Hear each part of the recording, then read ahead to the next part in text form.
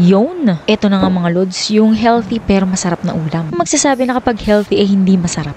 Ang lambot nito. Yung chicken muna. Pinost ko nga to sa aking Facebook page at dahil gusto nyo malaman kung paano gawin, eto na nga.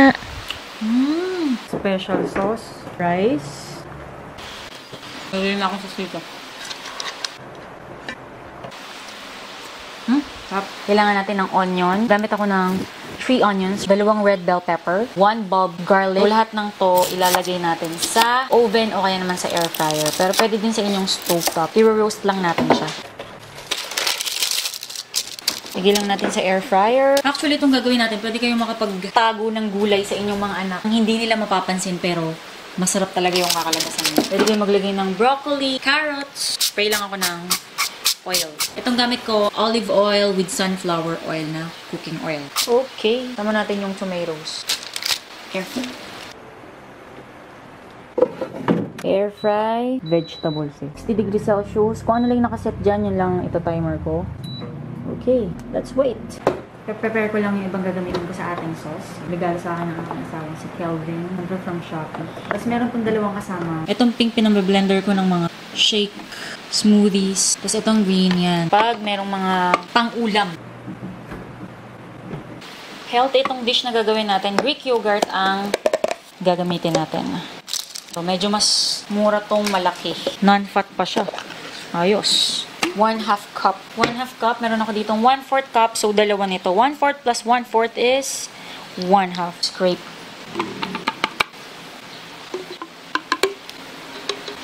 Then, maglalagay tayo ng lime juice. Kung wala kayong lime, pwedeng lemon, pwedeng calamansi. Pwede ding vinegar kung wala talaga.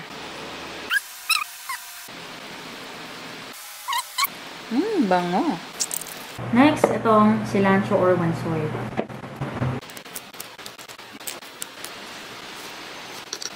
Next, maglalagay lang tayo ng mga pampalasa.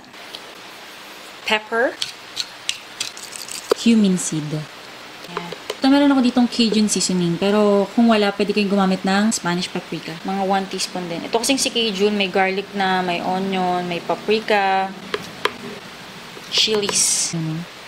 Yan. Pwede kayong maglagay ng honey kung wala sugar to balance the taste. Ito palang ginagawa kong sauce, guys. Pang marinate siya at ito na din yung pinaka sauce natin. So, maghihiwalay ako ng pang sauce. Alright? Ito na yung roast natin aromatics.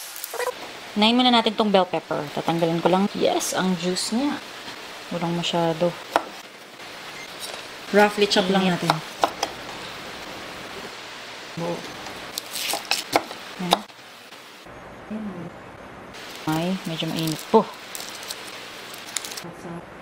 Hindi na natin siyang i-blender. Maglalagay lang ako ng 2 to 3 tablespoon ng blended oil.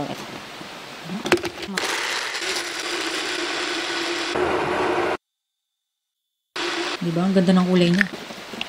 Bango. Legs and thighs. Titimplahan lang natin ng salt and pepper. Massage. Buhos lang natin. Baka makalimutan yung magtira ng pang sauce. Uy, init. Init.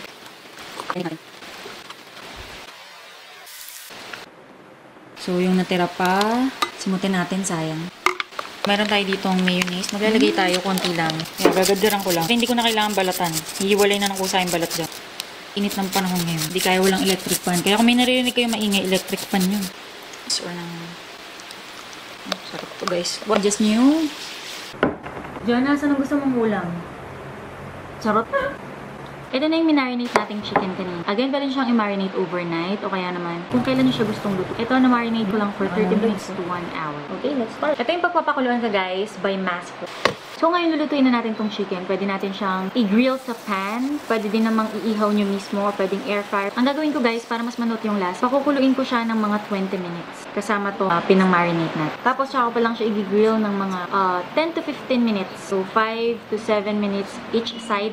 Depende sa laki ng chicken. Tapos, i-grill na natin siya. Pero sa pan. Okay. Ito na ang timer. Chicken. Ang base ko tong sauce kanina. Nga mga lodi, dalawa yung nagawa kong sauce. Haluan nating marinade sauce at inayaan lang natin mas ma-reduce pa. Pwede nyong lagyan ng cornstarch kung gusto nyong mas malapot. Nyo naman, ang sarap ibahog sa kanin at ilalagay nyo dito sa ulam bago nyo ilagay yung totoong sauce na ginawa natin. Kita nyo naman yan guys, talaga namang nakakatakam. Ako nga pala ang inyong kusinerang Inyara, Jane Agustin Silvestre. See you in my next vlog!